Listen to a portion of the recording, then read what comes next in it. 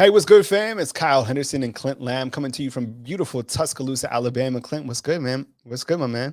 Hey, it's a great day of content. It's not often we get to talk to Pete Golding and Bill O'Brien. Plus, we got Nick Saban. Can't get much better than that, Kyle.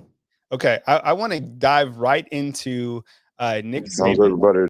and I want to get to minute 6:45 because I want to talk about what everybody's asking about, and it was Tyler Harrell. And finally, we had a little bit of context to Tyler Harrell. And because I know everyone on YouTube has been asking us, and everyone on our message board has been like, what's up with the Louisville transfer wide receiver? Here's coach, and then we can dive into it. Physically and on the field, in terms of grasping the system and having a better understanding of what's required of them to be a good player. Just what do the summer additions at receiver bring to the offense, especially an older guy like Tyler Harrell? And how do you feel like that receiving core is coming together? I think Jermaine Burton is the guy that has played with the most consistency out of the receiver group. Of course, he was here in the spring, so he's a little ahead of the other guys. Tyler has been sort of in and out a little bit to this point.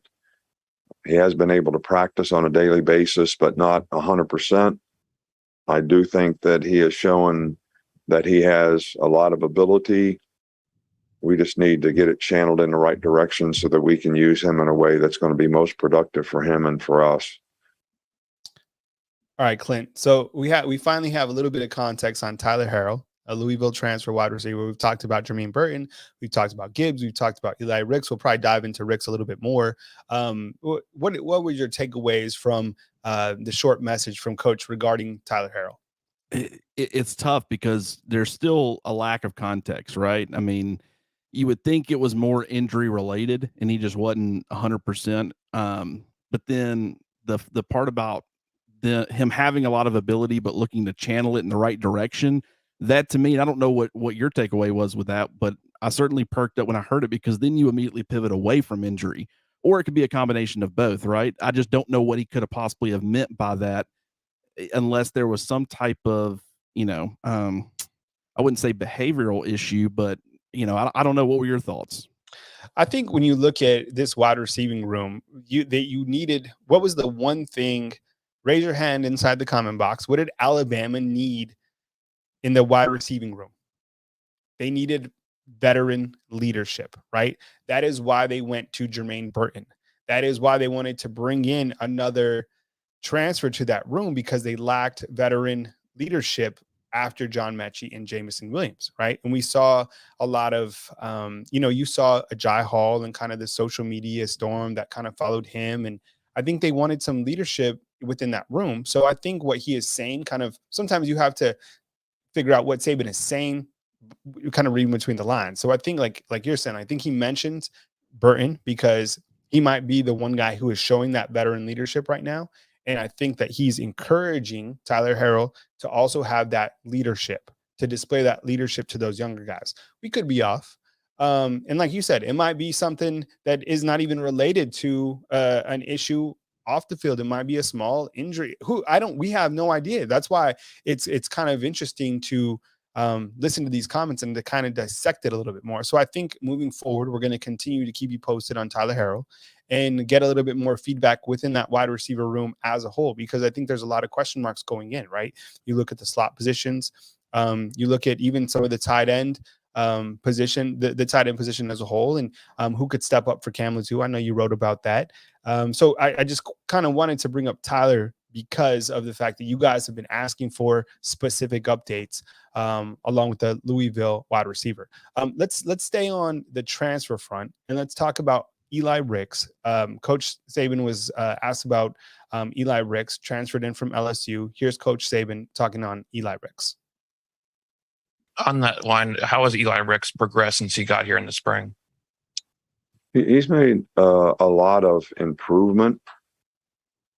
I think that, Eli sort of, with the injuries that he had and the time that he was off, it was really a more difficult transition for him physically, emotionally, mentally, to come from where he was to where he needs to get to be the kind of player that he wants to be. And we certainly want to help them do that in every way we can. And I think sometimes when you go through that, all those things, it can affect your confidence a little bit because you get frustrated and struggle because you're not used to being in the kind of condition that you once were, because no fault of his, but he had some difficult circumstances to overcome with the injuries and so forth. But he is making very, very good progress, physically and on the field, in terms of grasping the system and having a better understanding of what's required of him to be a good player. Clint, we've talked about the corner position before. We're going to talk about it as we continue to move forward. Your take on the corner position right now. We've had a couple practices. We've seen just small sample sizes, but one additional note that I want you to also talk about when you talk about this corner room is Brian Branch could also be one of those corners should his name be called. And we've even had one of our callers, Sean from Huntsville, who loves to talk football. I see you in the comment box. He's mentioned that as well. Your take on the on the corner position, and then also kind of talk about Brian Branch and how you could see his role. And of course, start with Eli Ricks.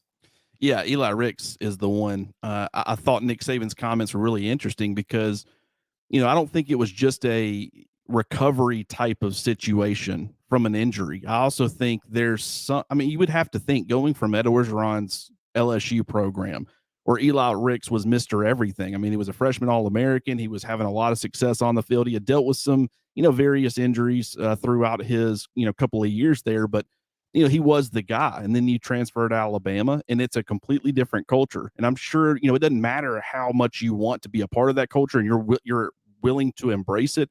It's going to take a little bit of an adjustment because you were used to kind of maybe getting by with some things that, Nick Saban and the Alabama coaching staff is not going to let you get by with. That's not a problem. I don't think Nick Saban is concerned about any of that. I think he wants to do right, and he's working on that transition, not just from getting back to being 100%, but also, kind of adopting that, Alabama process mentality. I still think he's going to be a heck of a player for Alabama, but we might be a little bit premature in assuming he's going to step on the field for Alabama in week 1 against Utah State as a starter and is going to be that, All-American caliber player that he was at LSU. It might take a little bit more time. He's still trying to learn, a different defense, his responsibilities, what he's being asked to do. It's all going to be a little bit different.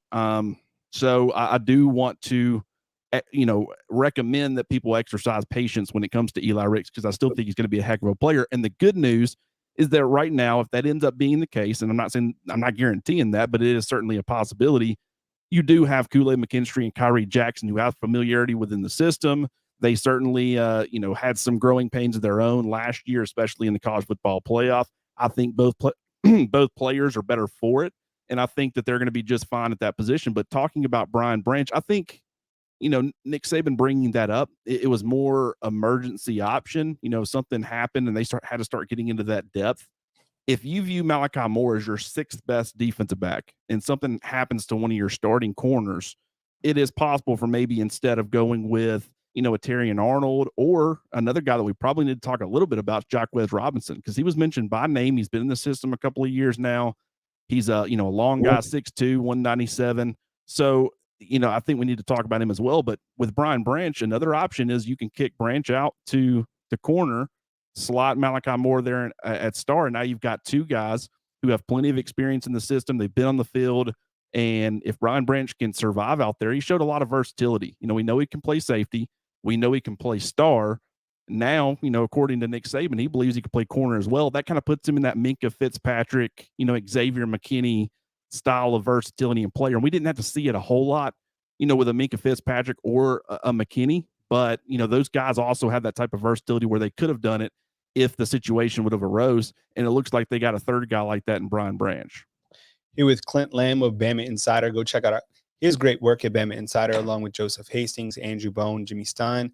We all make up the team of Bama Insider, along with Trey Yanity and Chris Daughtry, our producers behind the scene. A lot of people have asked about Trey Yanity. Yes, we took care of Trey Yanity. He is full-time at On3. So really happy to have Trey Yanity on board. He's actually going to be starting with On3 at the offices at our headquarters back in Brentwood, Tennessee tomorrow. So to kind of build on that a little bit, Clint, let's talk about kind of that corner spot.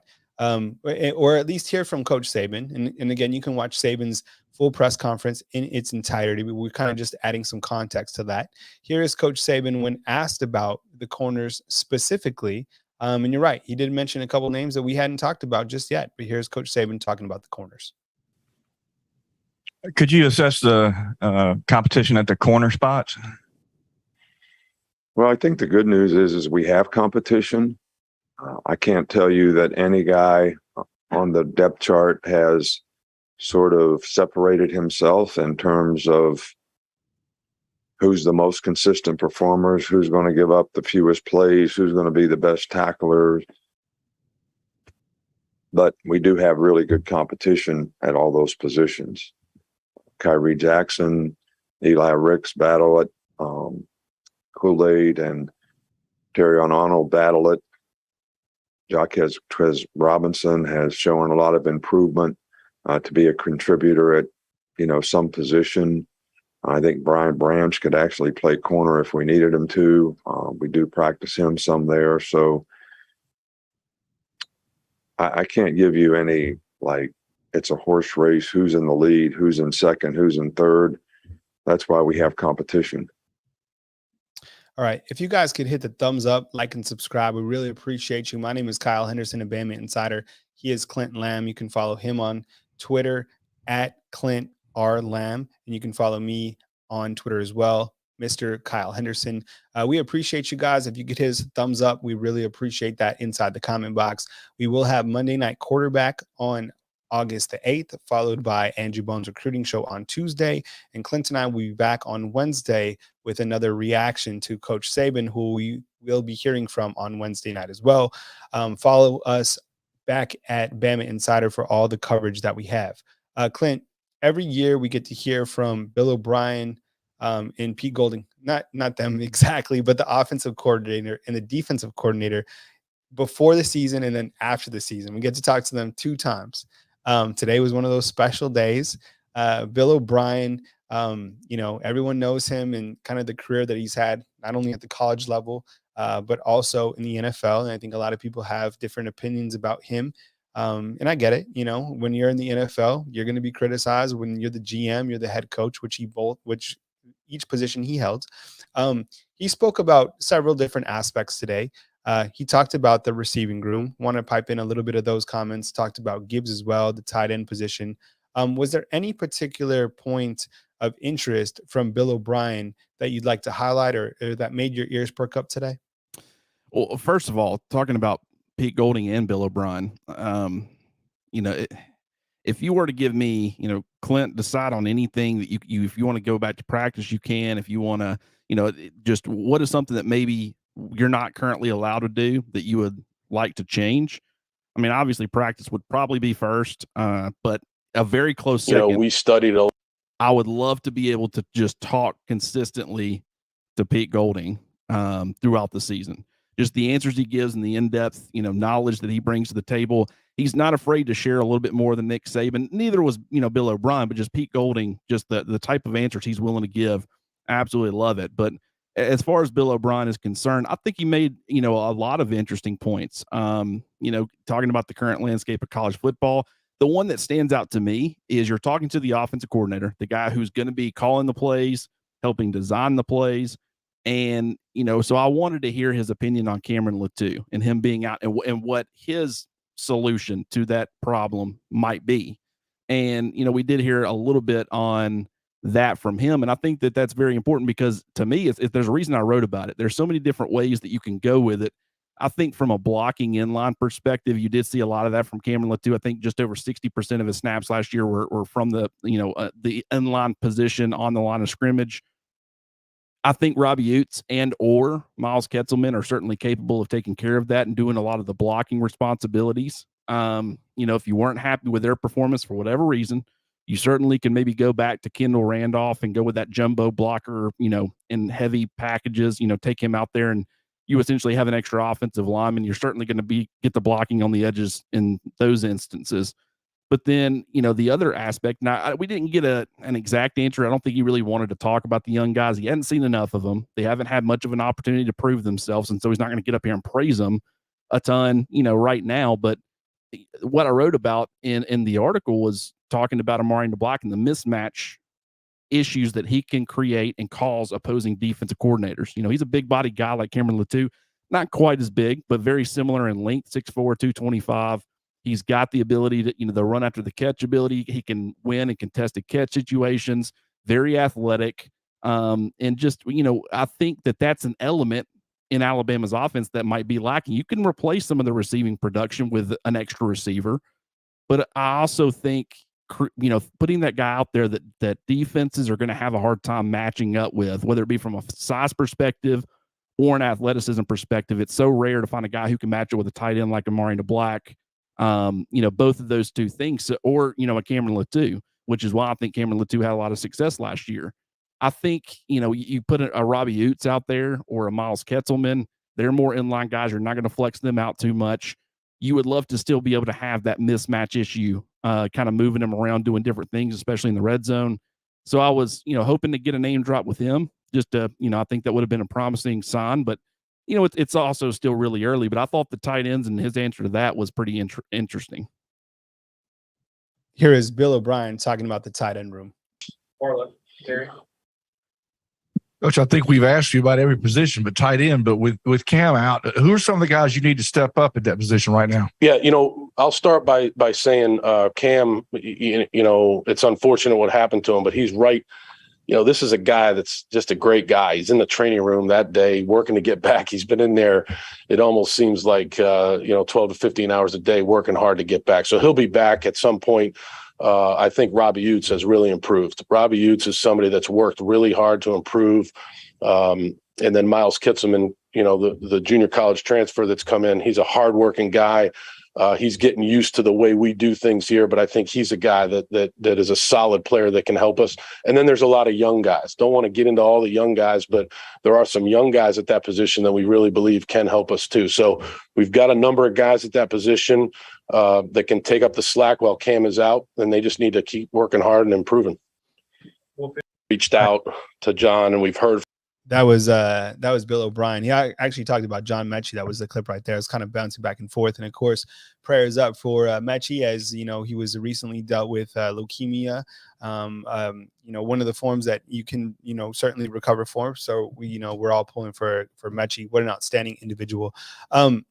Another part, Clint, that jumped out to me was kind of the addition of Jahmyr Gibbs. I know we've talked about him a bunch so far, but I mean, it's super exciting to have a running back in the backfield that has that big playability. Wanted to kind of highlight that particular part of Bill O'Brien's press conference today, because I think that, OB and what he's going to be able to do with, this running back room, but in particular Gibbs, I think is going to be really beneficial for Alabama. Yeah, I completely agree. You talked about the depth at running back, but you guys added a guy in Jahmyr Gibbs. What does that versatility in a player like that add to this offense? Yeah, Jahmyr's, again, having just arrived here in January, learning the system. He's a very bright guy. He's a very talented guy, in addition to the other guys that are there, right? So Jace and Roy, Trey Sanders, all of those guys played important roles last year. Jace and Roy, before they got injured. Trey, late in the year, played an important role for us. So the mixture of all of those guys at that position is very, very good. We have to do a good job as a coaching staff. That's another Coach Gillespie, that does a great job coaching that position. And we have to do a great job of making sure, we're doing things that suit their skill sets, because they're all a little bit different. But that's, like I said before, that's really a good thing for our offense. I think it's hilarious. I always look in the comment box, and then there's some like adult bot that like jumps in there, and they're like trying to overtake the chat. So we have some moderators inside the chat, but if you guys want to be a moderator in the chat, let me know. I know we have some. I know even Chris is back there as a mod, but I think it's always hilarious because there's like these YouTube bots who come from this adult whatever, and they're like trying to get up in there. It's hilarious. We're trying to work, okay? We're trying to do work. Clint, you're getting some good feedback on the tight ends, kind of your comments there, and kind of going back to the tight end room. Amari Black, I think, is certainly someone we're all excited about. We had that small clip of Shaz Preston. He's not a tight end, but I mean, he had some size to him. So that was exciting to see some of these younger players develop. Coach Saban, kind of jumping back to Coach now, and then we'll go to Pete. Or do you guys want to hear? Maybe we go to Pete, right? Everyone wants to talk about Pete. Let's go to Pete. We'll go Pete, and then we'll go back up to Saban again. We're kind of doing a round robin here as we talk about what we learned from Media Day here on Bama Insider. He's Clint Lamb. I'm Kyle Henderson. Thanks for hitting the thumbs up, like, and subscribe. We appreciate you, fam, more than you know. Pete Golding, he's been here, for a good while now here under Coach Saban. I think clearly we've all seen his defense grow and develop, and he has a ton of talent coming back, not just, in the secondary, but of course with William Anderson and Dallas Turner. Today he talked about Will Anderson, aka the Terminator, and Dallas Turner. Let's get that clip up and I don't get to do this. Get Golding up, obviously, right? You guys know what I'm talking about. You obviously get Will back, but also Dallas finished the season strong. Just what do you see from that unit as a whole, and what can that duo kind of bring to this defense this fall? Yeah, obviously, I think, if you got one elite pass rusher, I think people can play him for him and chip him and, do certain things. When you got two, I think that's an exciting thing. But I think most importantly, obviously, you got to be able to stop the run on base downs to get them in obvious passing downs. Let's let these guys go rush and do what they do best.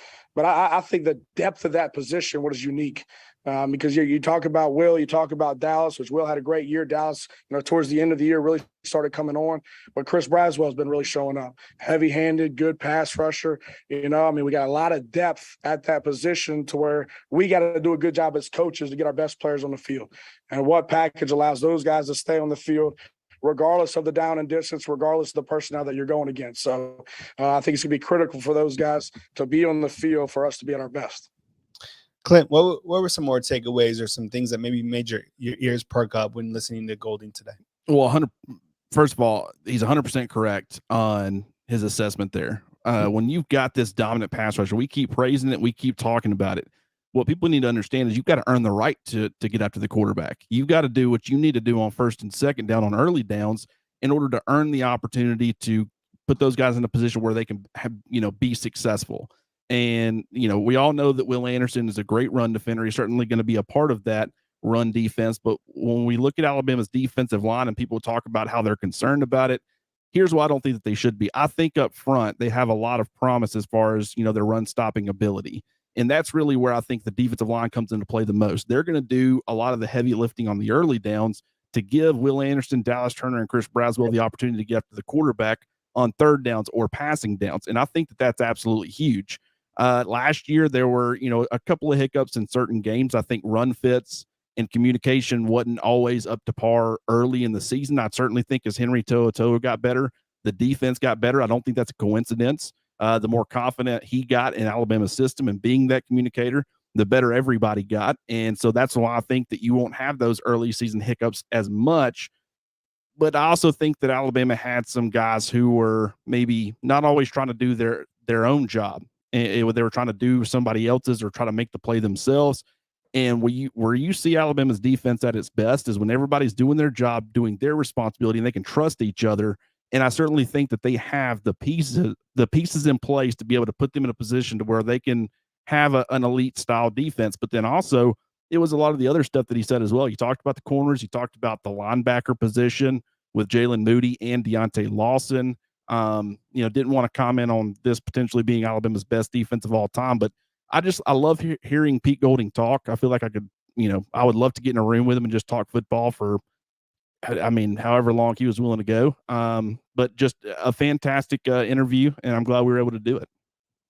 Here with Clint Lamb of Bama Insider. My name is Kyle Henderson, both of Bama Insider, along with Andrew Bone, Joseph Hastings, Jimmy Stein, a lot of people in our organization that make things go round. Tonight, we're having a rapid reaction following Alabama's Media Day. Clint, I want to get your take on a soundbite that really jumped out to me.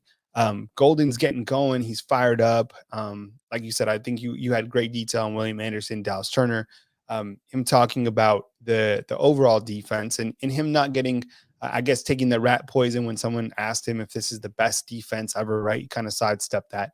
But one of the great parts was towards the back end. 2 points. 2 points is one is when he took accountability for the off the field issues that he personally had, right?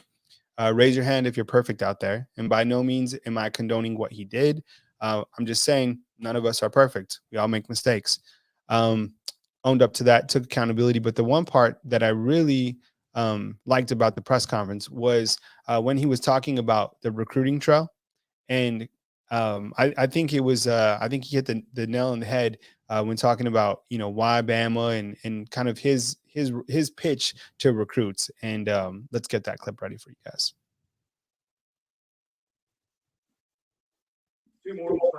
Hey, Coach, I know you're not able to talk about specific recruiting in the current climate, but you're known as a very effective recruiter. What is your approach in that living room and be able to convince a kid to come to Alabama? Hey, I work for the greatest coach of all time at the University of Alabama. What the hell's wrong with you? No. So, I mean, I think, no, obviously, I think recruiting has changed a little bit over the years. I mean, I think used to, I mean, when I was Division II and 1AA, it was about, hey, who had the best relationship? Who was willing to outwork everybody else? All right. Who's the guy that's going to help them make a decision, or female that's going to help them make the decision? Right. And why can we do it better than anybody else? All right. Well, it's still like that to some degree for some guys, but for most, let's be honest, it's not. Right. Does that make sense? So then at that point, now all they want to know is, hey, what is it in it for me? Right. So, hey, you get to learn under the leadership of the best coach to ever do it. Here's the strength and conditioning aspect of how we can make you better. So now to me, you're using more of, all right, what do I have? Right. To enhance, obviously, their experience as a student athlete for them to get what they want. And that's the NFL. And in the process, how can you use the University of Alabama's brand, Nick Saban, to market your name, image, and likeness to allow you to make more money while you're enrolled as a student athlete? And I think the University of Alabama, more importantly, I think Nick Saban allows young people to be able to do that better here than anywhere else. And I think so if you got a good product and anything that you do, normally that's easier to sell. Now you still got to develop a relationship. You still got to identify it right and give them what they need. So that's a piece of it. But to me, I'm who I am, you know, regardless who it is. And, you know, they're either like that, they don't. It's my responsibility to provide the information for them. Hopefully we have better stuff than everybody else and they make the best decision for them. So I think it kind of does it for itself. Great comments, right? Perfect. I mean, that you really couldn't sum things up any better. I mean, that I think how did Nick Saban put it? The haves and the have-nots. This is why Alabama's a have, because they do have that brand. And not only that, but they also do a great job of selling that brand. People don't understand. You can have an inferior product, but if you sell it better, you'll get more sales than the guy with the better product. I mean, it's selling is a huge part of this. The thing is, though, Alabama has the product to back it up as well. So what they're selling, they're not, you know, trying to lead anybody astray. When you've got that Alabama A on your shirt, or you got that Alabama A on your jersey, or you've got that, you know, crimson helmet with the numbers on the side of it, that's going to elevate your brand just because of, you know, the brand that comes along with, you know, being a part of the program. And, you know, Pete Golding is 100% correct. There are going to be guys who like the old school way, but now it's like with anything. If you want to be successful in life, regardless of if it's football or anything else, when you're trying to approach people, there are good people out there that want to help others. But if you actually want to get where you want to go, you've got to learn to be able to make that pitch to somebody. What's in it for them? Because you're just saying, hey, can you help me with this? A lot of times they're not going to be willing to help because it's time out of their day. But if you can approach them and figure out a way, okay, how can you helping me benefit you? Once you've mastered that art, you will go to so many, you know, new levels and new heights in your life. I think Alabama, just like with anything else, they do a great job of staying on the cutting edge of all this stuff and staying ahead of it.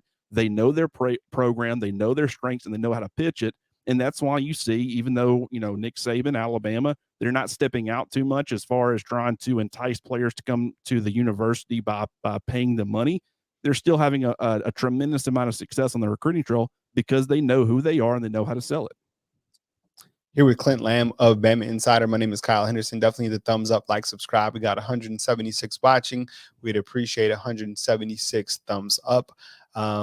Talking with Clint, kind of a reaction to Media Day. We got a chance to hear from Pete Golding, Bill O'Brien, and of course, Coach Saban. There was another part that kind of people were talking about, and that is Pete Golding talking about one of his defensive linemen, new defensive lineman, that's been getting a lot of headlines because of his transformation of his body and kind of the work that he's put in. Let's hear the clip of Jaheim Oatis and then get some reaction from that and kind of go back and forth talking about a big man who's making a big transformation this year. just wanted to ask about Jaheim Oatis and the weight that he's lost this offseason, and also just in your time around the game, how you've seen the defensive line position evolve physically from maybe some of the bigger guys of the past to what it is now. Absolutely. For Jaheim, obviously he's from Mississippi, so I recruited Jaheim. So to see his transformation over a 4-year period, because Jaheim first came to camp here in 8th grade and got an offer in 8th grade. And obviously you could see spurts on tape throughout his high school career that he could be really special. And then you can see a lot of plays where he's taking a play off. It's like, okay, that's going to get us beat. So the most exciting thing for me, Jaheim, he's always been a great kid. But, like, when he accepted to come to Alabama, he knew what it was going to take. He knew it was going to be hard. He could have gone to a lot of other places where he wasn't asked to do what he's going to be asked to do here. And he knew weight was the biggest thing, and this is what we had to focus on. And that ended up being one of his biggest decisions to come here, was the nutrition, was Miss Amy, and the strength and conditioning to be able to develop him and get him down to where he needed to be to play good winning football. And he's done an unbelievable job of that. So I'm excited about him. I think collectively as a unit, I think that's your next question. I think they know what to do. I think it's important to them. I think they're playing hard. Obviously, I think the biggest thing up front is you can't make your own play. I think sometimes at every level we have guys that press, that want to make plays, and in turn you don't do your job, and that's when explosives occur. Whether we're not in our gap, our rush integrity is not right, we get a scramble, they create explosives. So I think we're better as a unit. I think Coach Roach does a good job with that, so we're expecting big things from him. Clint, your take on kind of the transformation of Jaheim. We've talked about it maybe a couple times. I mean, it's been something that has certainly been one of the bigger, social media stories that people have been talking about, and rightfully so. I mean, the guy's in the weight room. He's doing the things to transform his body so that hopefully when his name is called to get on the field, he can contribute. Hearing Pete Golding give some take and some feedback on Jaheim Oatis. What's your feedback? Well, first of all, for anybody that's expecting Jaheim Oatis to be another Terrence Cody, he's not Terrence Cody. I think, he certainly offers a lot of run stopping ability, but I think he's a lot more of a disruptor, a guy who can get in the backfield a lot more, despite the fact that it was crazy is that he was playing at 400 plus pounds or close to it, throughout his last couple of years in high school. And we still saw this guy who was able to do some incredible things from an athleticism standpoint. I'm super excited to see where he can be and what he can do at 340, 345 rough, pounds. I think he's a lot. Am I saying that he's Jordan Davis, the former Georgia defensive tackle? Absolutely not. But I think he's a lot more Jordan Davis than he is Terrence Cody. So that's something to keep in mind. This is a big guy, but he can move. Pete Golding described him as a kind of a, twitchy defensive lineman. And that's kind of rare for a guy who's 340 plus pounds, was once playing at 400 plus pounds.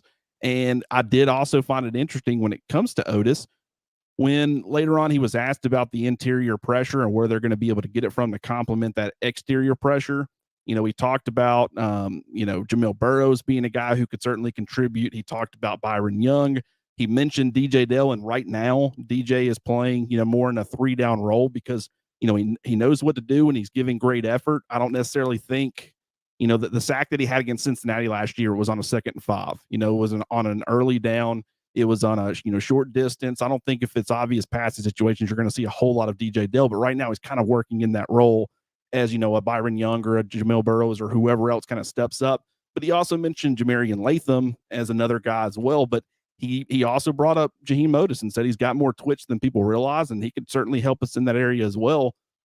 Guys he didn't mention Tim Smith. Doesn't mean that Tim Smith won't be a part of that, rotation, but I also will say that, it could be telling that he didn't really mention him in that type of role. He didn't mention a Damon Payne, who was a former top 50 prospect from last year, a Monkel Goodwin, another guy who was a top 100 player who's going to be a second-year guy. So there were some names left off of there. He's not going to get to everybody, but when he only picks 4 or 5 players and Jaheim Oatis is part of that conversation, I think that's pretty telling. We might see a little bit more of Oatis than we realize, despite the fact that Alabama has a deep, veteran, stable group of defensive linemen returning. Here with Clint Lamb of Bama Insider. My name is Kyle Henderson. We'll have Monday Night Quarterback tomorrow night, which is powered by Westgate Luxury Condos. Always a great show led by Mick Gillespie. We'll have the whole crew in, full court press. And then we will have Tuesday recruiting with Andrew Bone. And then on Wednesday, Clint and I will be back to have another rapid reaction as we get to hear from Nick Saban on Wednesday. Clint, as Coach Saban, Let me get him on the screen real quick and I'll take him off. As he opened up his press conference today, he went into somewhat of a lengthy injury report after he talked about Cam Latu. You have an article that kind of lists those injuries. There was 4 out of the 5 injuries are all freshman related, which I think kind of perked up my ears a little bit. Let's listen to Saban's clip and then talk about some of these injuries that Alabama is currently having right now going into this fall camp or as they continue fall camp. So here's Coach Saban on his injury report. Going to be out a couple weeks. I don't know exactly how long that is. Happened about 10 days ago. So these things usually go day to day. We had Hastings came in with an injury. We fixed. He'll be back shortly, probably. Elijah Pritchard tore his pec in the weight room a while back in the summer, so he'll be out for a little while or a little. Had a shoulder injury coming in. It was bothering him, and so we decided to fix it, so he'll be out for a little while as well. But Aaron Anderson has a little knee injury, but he'll probably be back in a few weeks as well. So those are kind of all the guys on our team that have issues. 4 of them are freshmen. So we're just kind of trying to get better each and every day and challenge guys to be the best that they can be on a consistent basis. As Coach, provided that update regarding the injuries, we've spoken about Cam Latu. Other injuries that you felt were kind of, all injuries I guess are worth noting, but was there anything that stood out to you, Clint, when you kind of hear Coach talk about the injuries? Not really. I think, obviously with some of the TikToks and stuff that Aaron Anderson had posted where he's on the crutches, I think Nick Saban definitely had to address that when you're addressing the injuries. I certainly appreciated the injury report.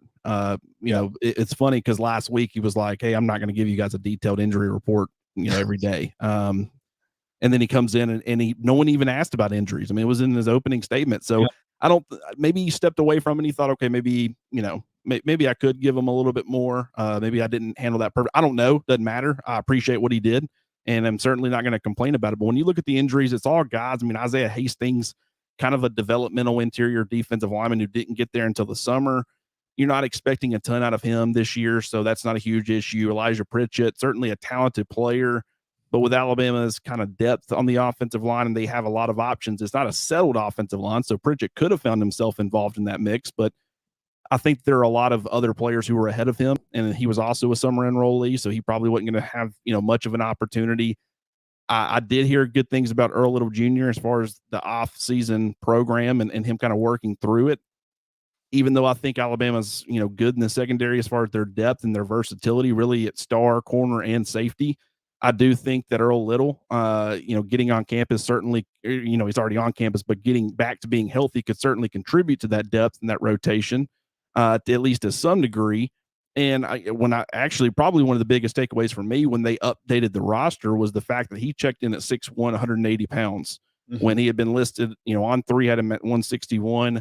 Other places had him around, the mid 170s. I thought he would probably come in around 170 to 175. Him coming in at 180 was certainly encouraging. I think that was one of his big issues, was just a lack of size. He's very tenacious, has that Tyrann Mathieu type of scrappiness, that Byron Murphy, the former Washington corner, very physical, loves, mixing things up despite the fact that he's kind of undersized. Him coming in at 6'1", 180, I thought that was great. But, the shoulder injury with him, I think probably that's, I wouldn't say it's going to hurt Alabama, but that's some depth that maybe you could have had, and you certainly want him on the field as much as possible in practice to kind of be bringing him along a little bit and making sure he's developing maybe for 2023 or beyond. Aaron Anderson, getting back to him, I think he's going to be a part of that wide receiver rotation sooner rather than later in his career. But, there are a lot of guys in that pecking order ahead of him. And and maybe it's because Tyler Harrell is still practicing, but the fact that he was bringing up that injury report and he didn't mention Harrell as a guy who's dealing with an injury, it's one of two things. Either what's going on with Harrell is not injury related, or It's the fact that all those other guys are actually missing time and Harrell's still participating. So he didn't feel the need to let us know that at the time. So it could really go either way. Yeah, good insight, Clint, when you kind of, read between the lines, because I thought that too. I was like, well, he didn't mention that, Harrell in that injury report. So, could be potentially something else. He's Clint Lamb. My name is Kyle Henderson, both a Bama Insider. Drop us a thumbs up, like, subscribe. We appreciate you guys. Clint, Alabama added several coaches that are new coaches to the staff. And Coach Saban was asked about the new coaching additions. I want to pipe in Coach's take on the new coaches. I know it's only been a short time, but they've been together for a little bit now. They've been recruiting on the recruiting trail. They've had 3 days of practice together. So here's Coach Saban talking about the new additions to the staff, and then kind of get some feedback from you, Clint, on your thoughts, what you're hearing, and kind of your question marks about this new staff going into the season. Here's Coach Saban when asked about the new additions to the staff. Helpful on the field. Here we go, right here. Coach, in your last press conference, you talked about the continuity of bringing back Coach Golding, Coach O'Brien at the coordinator position. Can you talk about the 3 new coaches, Coach Robinson, Coach Wolford, and Coach Cox, and what they bring to your staff?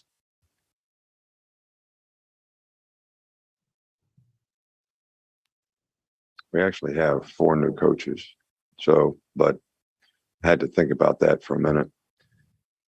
Well, first of all, I think continuity is important. I think it's important for players, and relationships that they have, respect and trust that they develop in the people who are trying to help them be successful.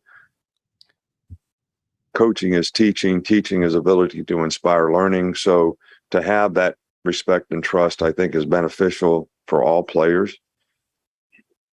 We've had a lot of changes here in leadership positions. We've made pretty good transitions in that regard. But I think to have the continuity on the staff enables you in the off season to do a better job from a quality control standpoint of evaluating what did we do last year? How could we make it better? And I think that's really, really one of the most important things that we can help ourselves systematically with. So player relationships, systematic implementation of the system, how we could do it better from a year ago. All those things, I think, contribute in a positive way.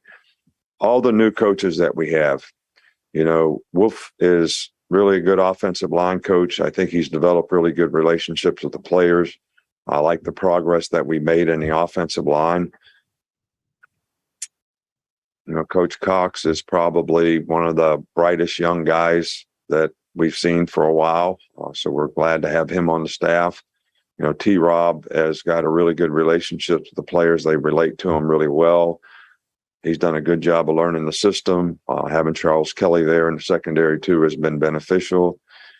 And I think Coleman has done a really, really good job with special teams. His energy and enthusiasm and getting the players to buy in to play special teams is one of the most important things that you do. Plus, I think we've improved ourselves systematically. So I think all the additions on the staff have been a real plus for us. All right, Clint, before I get your take on kind of the new additions, I think we have a graphic, right? Do we have a graphic up? There's our graphic. Okay. Yeah. If you could just zoom in a little bit tighter on that, Chris, appreciate it. There's the new coaches. There's the new additions. Clint, as you look to this coaching staff, we've heard some amazing things about Eric Wolford. T-Rob has been doing a great job, as Coach said, relating to the players, but also recruiting. Coach Saban also mentioned Joe Cox is one of the new bright minds. Coach Hutzler, we've seen him making waves with special teams.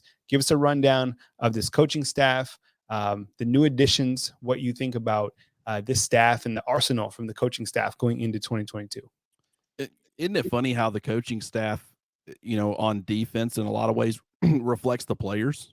Travaris Robinson, you're making a transition as far as your cornerback coach. You're also making some transitions as far as the guys that were starting last year compared to the guys who are going to be starting this year. You've added new guys to the room who are going to be in the mix, like an Eli Ricks.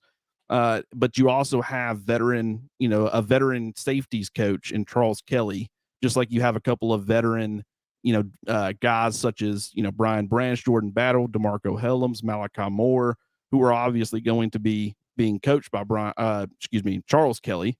And that's certainly going to help the transition of a guy like Travaris Robinson. So I just think it's interesting how the coaching reflects, kind of the players as well. Eric Wolford is definitely the first guy that you're going to mention amongst all these. And I think they were all great hires. Obviously, Joe Cox, I want to say he's in his mid-30s, like 34, 35. Mm-hmm. Already, when Nick Saban is talking to the media and he brings you up as one of the bright, bright young coaches in this game, that's really high praise. So keep an eye out for Joe Cox moving forward as far as climbing the ranks and what he's going to eventually be able to do. But when you look at Eric Wolford, you're talking about a guy who has been praised way before he got to Alabama. And since he's gotten there, it's like Nick Saban said, when you talk about building relationships, when you're a new coach, you're trying to establish those relationships, earn the player's trust. When a coach and a player trust each other, you can have those tough conversations. You can coach them a little bit harder because they know you have their best interest at heart. And I think that, Eric Wolford has done a great job of establishing those relationships, like Nick Saban said, but also, his coaching ability. Last year, when you look across the board, I think Evan Neal was definitely good. Was Evan Neal perfect? No. Do I think he had his best year of football? No, I do not. When you look really, Javian Cohen, Emil Ekiyor Jr., Seth McLaughlin, Darian Dalcourt, look at all those guys and tell me one player who you can definitively say was a better player at the end of the year than he was at the start of the year. I never felt like Javian Cohen got a whole lot better. He was a good, steady guy at the beginning of the year. At the end of the year, he was a good, steady guy. Emil Ekiyor, same thing. So I think what Alabama fans need to be excited about with Eric Wolford is that there's belief that he's going to be able to develop these players because the talent is there. I don't think they got enough development last year. And when you start getting that going, that's where I think a lot of this offensive line improvement can happen. And I certainly think that's going to be important, as far as a lot of factors are concerned, regarding the team. Here with Clint Lamb of Bama Insider. We appreciate you guys being in the comment box. We got some funny comments coming in. Someone said, Clint, because I know you're new to our shows, right, Clint? So our community, we love them. They're the best, and the call-in shows and all the feedback that they get. You're getting some good comments from T. Rob and Charles Kelly. Pineapple Express says Charles Kelly particularly underrated. You've seen Pineapple Express, of course, right, Clint? Yeah. Oh, yeah. Franco, Seth Rogen. How could you not? Yeah. You need to update the avatar though. Pineapple Express. I love the name. So definitely hit the the subscribe button. I was gonna say definitely hit the Pineapple Express. And then we had Rick. He's commenting on the beard. Beard life is a different life. Cal One is saying that I've gone full hood. No, I've not gone full hood. I'm the same old G. So this is me. This is who I am. Sean from Huntsville. We appreciate you and all you guys inside the comment box making our show go round. Clint, I have to ask you, not a football related question. How has it been being a part of the Bama Insider team? I know you guys had, your own family at On3, but Andrew and myself have moved in. We're it was a big family now. We had our meeting on Sunday. We kind of went over how are you kind of adjusting to the whole crew? I love it, man. It's crazy because it was Jimmy Stein and myself for so long. We had some people here and there that were helping out, but really it was just Jimmy and myself. And then of course they bring on Joseph Hastings to cover the recruiting side. And that was great. Joseph's phenomenal. Love working with him, but you kind of felt like some things were missing. And then they bring on you and Bone and you talk about feeling like a family and just having the organization and kind of knowing what we're going to do and just being able to hop on here and talk, football with you. Jimmy and I have certainly done it over the last year quite a bit. It's been fantastic. We talk about the team on the field for Alabama. I feel like we got a great team here at On3 and with, at Bama Insider now. So I'm thrilled to be a part of it, brother. Yeah, absolutely, man. You're definitely a welcome addition. And I know that our, subscribers have provided great feedback regarding, you as our team analyst. And we get to meet Joseph Hastings. Hopefully we can have him on Monday Night Quarterback. And of course, Andrew Bone. We got to have Jimmy Stein. Last time we had Jimmy come on, his camera didn't work. So then we switched just to audio. So you're going to see Jimmy at some point. Of course, Mick Gillespie will be back. And yes, Trey Yanity, our young gun, he is on the staff. In fact, he'll be uploading the press conferences, which will be player interviews tomorrow at noon, which will be right here on our YouTube channel. And then, of course, you can read the stories that Clint will write from those interviews back on the website, which is Bama Insider. So we thank you for joining us tonight from Media Day. We got a chance to hear from Coach Saban, Bill O'Brien, Pete Golding, the OC, the DC. Tomorrow we'll hear from more players. We have an action-packed week coming up on Bama Insider. We have a ton of recruiting news. There's a lot of media availabilities for the team. They're going to have a scrimmage this coming Saturday. We'll get to hear from Nick Saban a few times this week. So tons of coverage.